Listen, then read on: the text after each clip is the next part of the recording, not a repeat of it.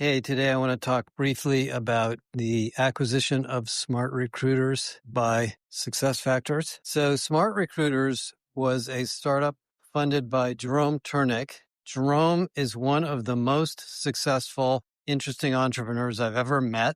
I've spent a lot of time with him over the years. This is, I think, the third company he's created and sold. Of course, SmartRecruiters is in the talent acquisition space, but they've always focused on more than just applicant tracking. They really did early on envision their platform as an end-to-end hiring platform. In other words, selection, assessment, recruiting, applicant tracking, process management, onboarding, the whole thing. And when he started the company, it was originally free because it was a cloud-based system, and he wanted to build a completely open platform that can plug into lots and lots of assessment and interviewing and different tools. And that was actually the reason the company was so successful. Is it was extremely open, designed to be interoperable, very easy to use, very easy to implement. And of course, because it was free, a lot of companies used it. And very quickly, Jerome realized that the real revenue opportunity was in the larger companies. And as they started to price the product out, they went after bigger deals and they focused on enterprise features. And I've met with them multiple times over the years, and they built a very interesting framework for end-to-end hiring, focused on the quality of hire and the quality of the hiring experience to candidates, and started to really develop some very large implementations. I believe Siemens, or one of the German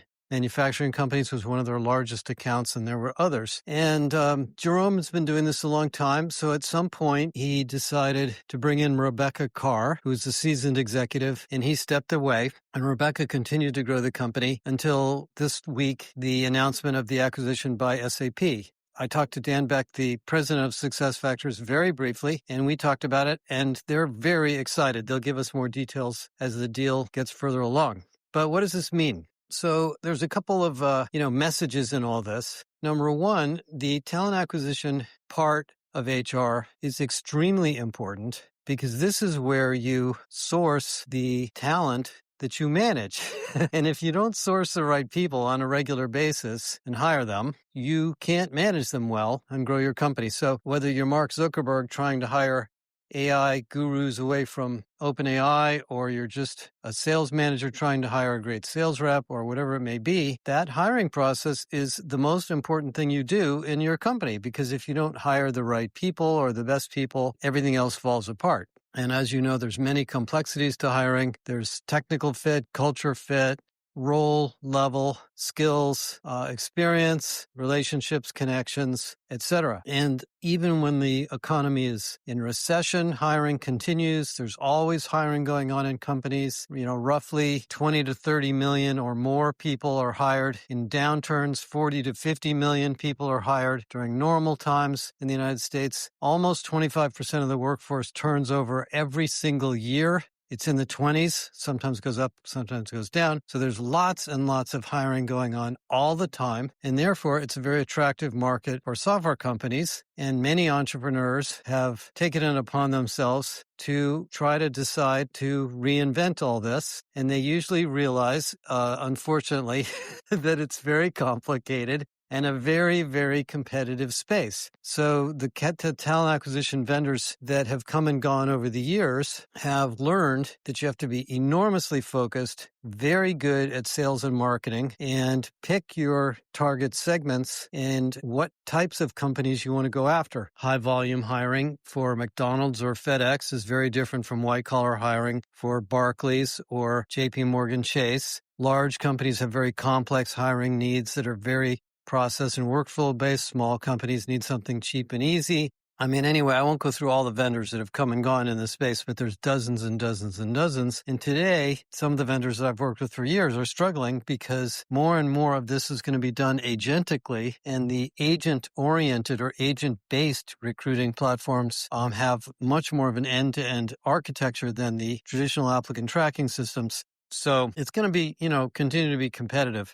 Now, for SAP, this is great. They get a great engineering team. They get a lot of new customers. They have a very mature product. I don't know what the relationship is between this product and their current one, but I'm sure they'll work that out. Of course, they get expertise in AI, expertise in sourcing, lots of partners. Many, many good things come from this. And you could really kind of see this exact effect going on a year or so ago when Workday acquired HiredScore, although HiredScore was a more limited product. It didn't have all the features of SmartRecruiters. But let me sort of go beyond that, which is that while applicant tracking is the name of the category, and that's the historic position of it, because of AI, because of the way businesses operate today, hiring does not stand alone anymore. Most companies have a dedicated talent acquisition team or person, but more and more of that operation is going into what we call systemic HR. Because as the company reorganizes or downsizes or does productivity and job and work re-engineering initiatives around AI, there's a lot of internal mobility.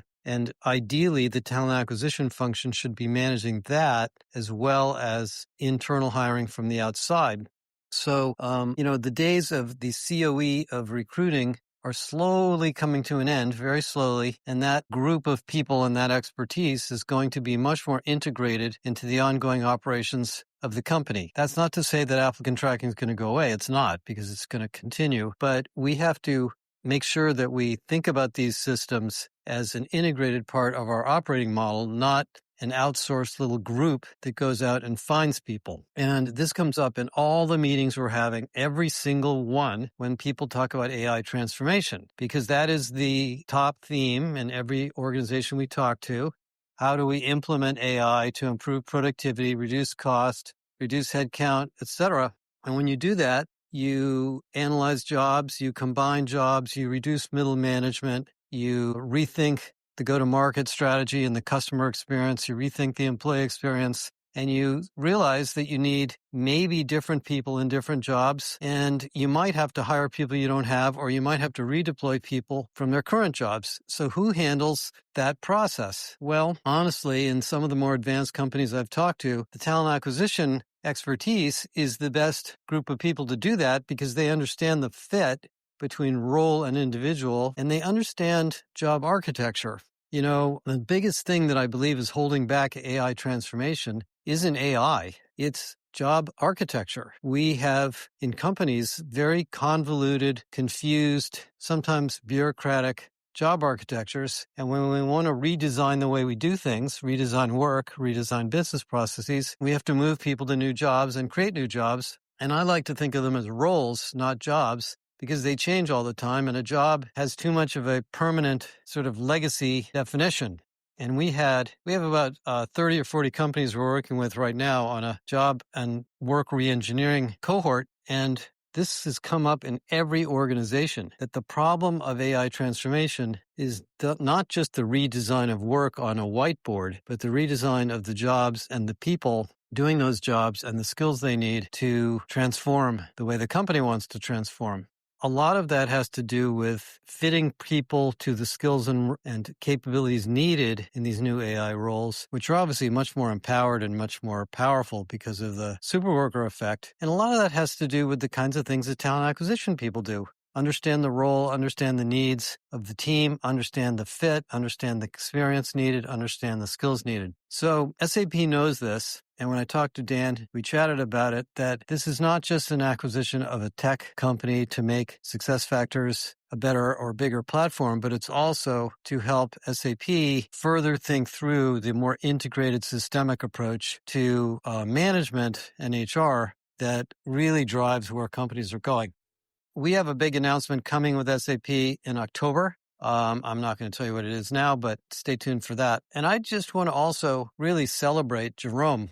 I've met a lot of entrepreneurs. I've been an entrepreneur for almost 30 years myself. It's hard. It takes focus. It takes energy. It takes passion. It takes intelligence. It takes hard work. It takes grit. It takes creativity. It takes empathy. There's a lot of skills that entrepreneurs need to have. And Jerome has these skills. And so I want to just celebrate his success here. And hopefully there's a lot for everybody to learn from this experience. And those of you in the SAP world, you'll get a chance to see what this technology is like. Bye for now.